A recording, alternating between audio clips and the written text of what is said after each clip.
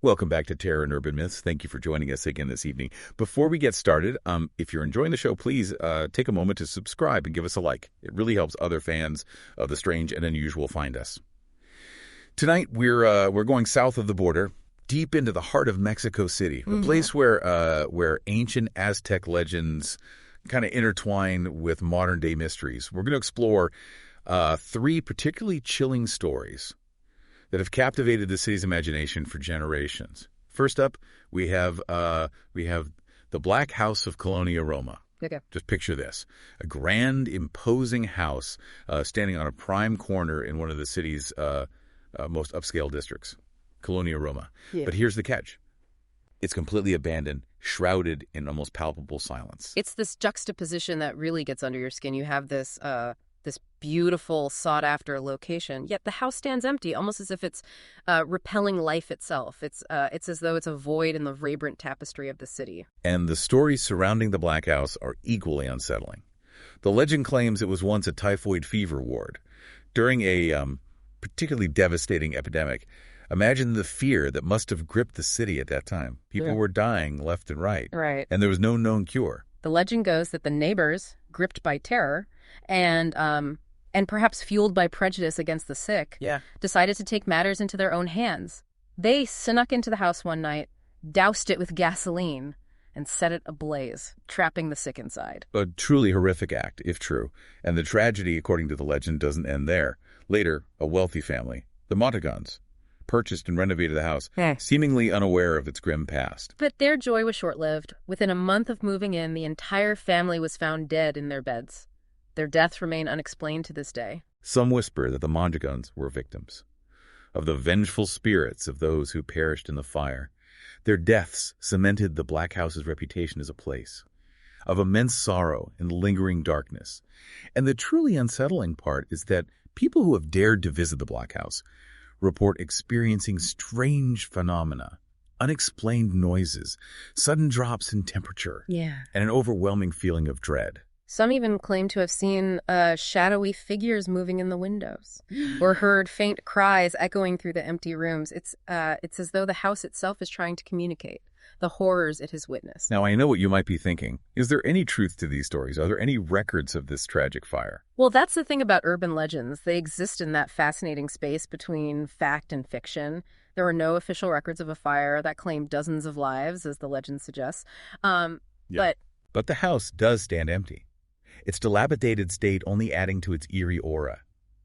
It's as if the city itself is giving the Black House a wide berth, acknowledging the darkness that resides within its walls. For our next tale, we journey to a different part of Mexico City, to the leafy, secluded neighborhood of Chapultepec, known for its grand residences and tranquil parks. Chapultepec seems like an oasis of peace, but even here, darkness lurks in the form of Tia Toña's house. Tia Toña's house. The legend revolves around Tia Toña, a wealthy widow who lived alone in a sprawling mansion, overlooking a deep ravine. She desperately yearned for children, but was unable to have any of her own. So, driven by this longing, she began taking in street children, offering them food, shelter, and a semblance of a family. At first glance, it seems like a heartwarming story of compassion. But like many of these urban legends, this one takes a dark turn. As the children grew older, they began to chafe under Tia Toña's strict rules and her attempts to control their lives. Tensions rose, and Tia Toña, heartbroken and perhaps driven to desperation, made a chilling decision. The legend claims that she prepared a special meal for the children, lacing it with poison. One by one, the children succumbed to the deadly meal.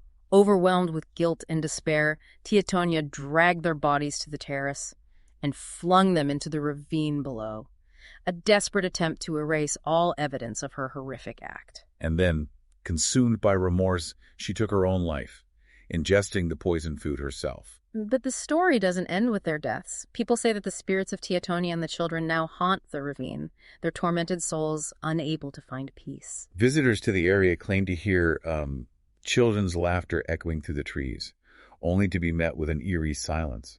Some even report seeing shadowy figures darting through the undergrowth, vanishing as quickly as they appear. Adding to the legend's mystique is the fact that no one knows the exact location of Tia Toña's house. Right. Some believe it lies somewhere within the third section of Chapultepec, but its precise whereabouts remain a mystery. This uncertainty fuels speculation.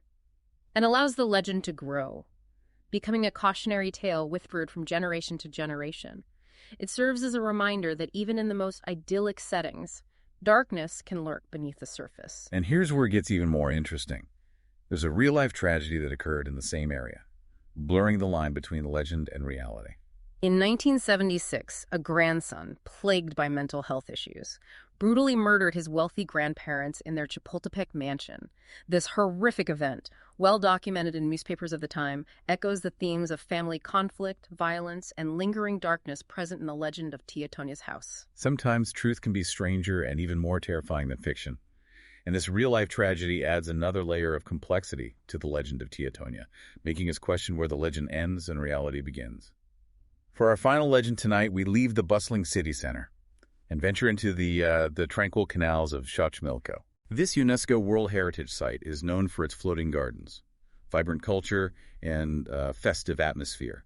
But nestled among these idyllic surroundings lies a place that sends shivers down the spines of even the most seasoned visitors, a place known as the Island of the Dolls. Island of the Dolls. Picture yourself gliding through the canals, surrounded by lush greenery and colorful flowers. The air is filled with birdsong and the gentle lapping of water against your boat. But as you round a bend, the picturesque scene transforms into something unsettling. Before you lies a small, secluded island, its trees and vegetation adorned with hundreds, perhaps even the thousands, of old, disfigured dolls. Their blank eyes seem to follow your every move, and their broken limbs dangle like morbid ornaments. It's a sight that's both fascinating and deeply disturbing. And behind this macabre display lies a tale of tragedy, obsession, and one man's attempt to appease restless spirits. The story begins with Julian Santana, a man who lived a solitary life as a farmer on this isolated chinampa in Xochimilco. He was a quiet man, tending to his crops and fishing in the canals, seemingly content in his solitude. But one day, his peaceful existence was shattered. As Julian was working near the edge of his chinampa, he spotted something floating in the water. The body of a young girl, drowned and lifeless. This discovery had a profound impact on Julian. He was devastated by the girl's tragic death and haunted by the image of her lifeless body. He felt a heavy sense of responsibility, as if he could have somehow prevented the tragedy. And then strange things began to happen. Julian claimed to hear the girl's voice whispering to him, pleading for help, for someone to rescue her from the watery depths. He became convinced that her spirit was trapped on the island, unable to find peace. Desperate to soothe her restless soul, he searched for a way to appease her. One day, while walking along the canal bank, he stumbled upon a discarded doll. He felt an overwhelming urge to hang it on a tree, near the spot where he had found the girl's body. He believed that the doll would somehow comfort the girl's spirit, offering her a companion in her lonely afterlife. But the whispers didn't cease. In fact, they seemed to intensify. Driven by a growing obsession, Julian began collecting more dolls, scouring trash heaps, flea markets, and even the canals themselves. He hung them everywhere, on trees, fences, walls, even on the makeshift structures he built on the island. His once peaceful chinampa transformed into a macabre shrine, a testament to his grief and his desperate attempts to appease the girl's spirit. As word of the Island of the Dolls spread, people began to visit, drawn by curiosity and morbid fascination. Some viewed Julian as a harmless eccentric, while others believed he had lost his mind, driven to madness by the tragedy he had witnessed. But Julian himself became part of the legend. He would tell visitors about his encounters with the girl's spirit, claiming that the dolls moved their heads and limbs, that they whispered to him at night. And he spoke of a siren that resided in the canal, a malevolent entity that attempted to lure him into the water, seeking revenge for his interference in the girl's fate. Julian's convinced the dolls protected him from these malevolent forces, acting as guardians, keeping him safe from harm. But in a tragic twist of fate, in 2001, Julian was found dead in the very same spot where he had discovered the drowned girl decades earlier. His death added another layer of mystery to the Island of the Dolls. Some speculate that he finally succumbed to the siren's call, while others believe he died of natural causes, his heart giving out after years of isolation and obsession.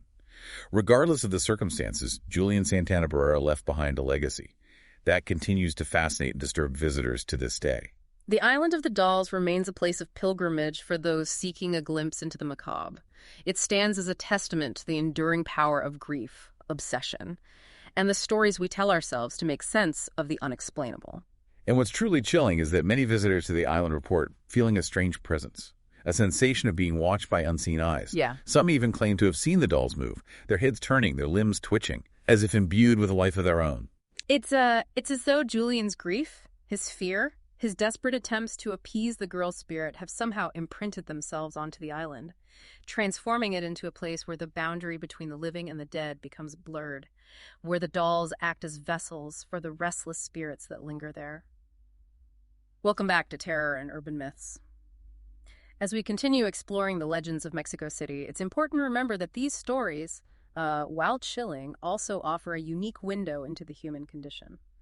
You're right. These legends are more than just ghost stories. They tap into our deepest fears and anxieties, reflecting the social and cultural context in which they arise. Take the Black House, for example. The legend, with its tale of a typhoid fever ward and a vengeful act of arson, speaks to our primal fear of disease and the lengths people will go to protect themselves. It makes you think about how societies deal with outbreaks and epidemics, how fear and ignorance can lead to prejudice and violence. Precisely. And it's not just about the past. These fears are just as relevant today as they were centuries ago. That's a really good point. We've seen how quickly panic can spread during a health crisis, how misinformation and fear-mongering can take hold.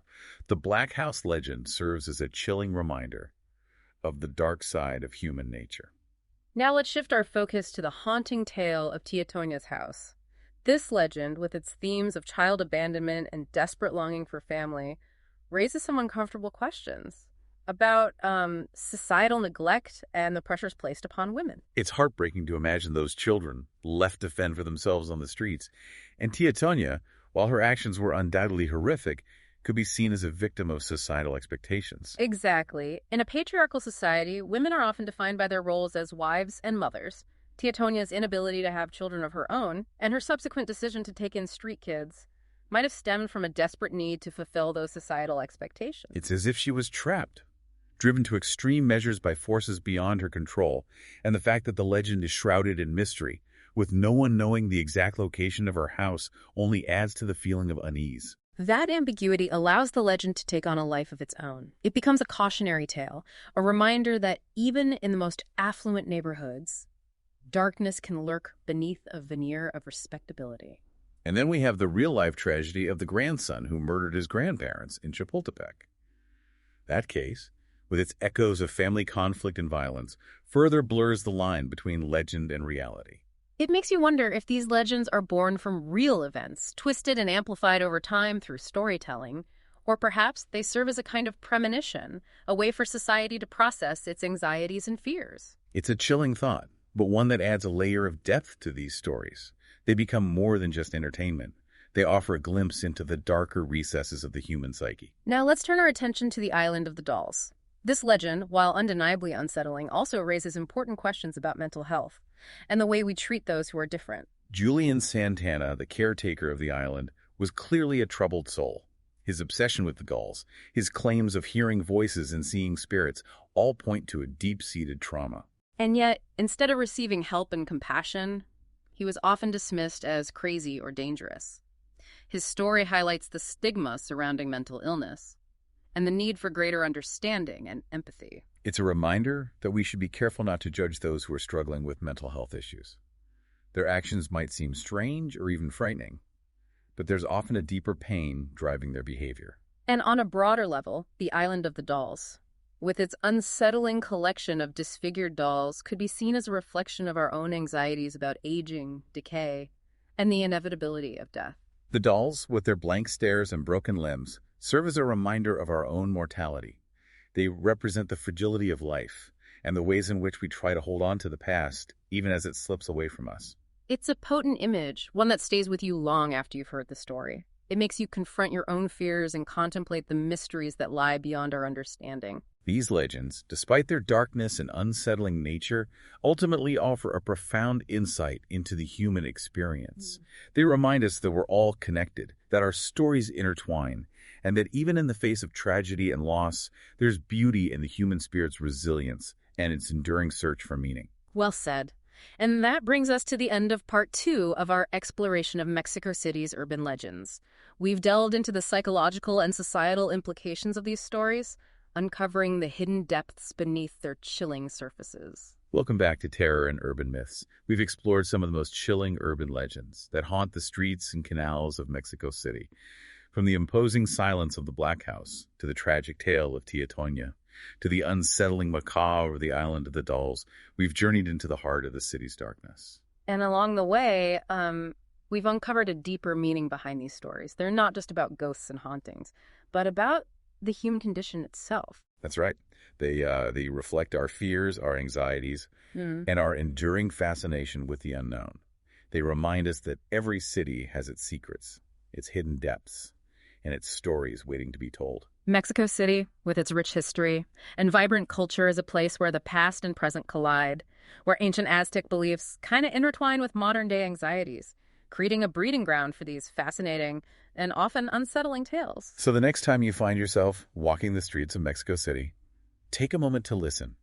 You might just hear the whispers of the past, the echoes of those who came before, the stories that continue to shape the city's identity. Look beyond the bustling crowds and towering skyscrapers, and you'll glimpse a different side of Mexico City, a side that's steeped in mystery, where the line between reality and legend blurs, and where the past continues to haunt the present. These legends, while often dark and disturbing, also offer a strange kind of comfort. They remind us that we're not alone in our fears and anxieties. They connect us to a shared human experience, a universal need to make sense of the world around us, even when it seems chaotic and unpredictable. So embrace the mystery, delve into the shadows, and let the legends of Mexico City captivate your imagination. Remember, sometimes the most fascinating stories are the ones whispered in the darkness. Thank you for joining us on this exploration of terror and urban myths. We hope you've enjoyed our journey into the heart of Mexico City's urban legends. And if you did, don't forget to subscribe to our show and give us a like. It helps others discover the world of the strange and unusual. Until next time, keep exploring, keep questioning, and keep listening to the whispers in the shadows.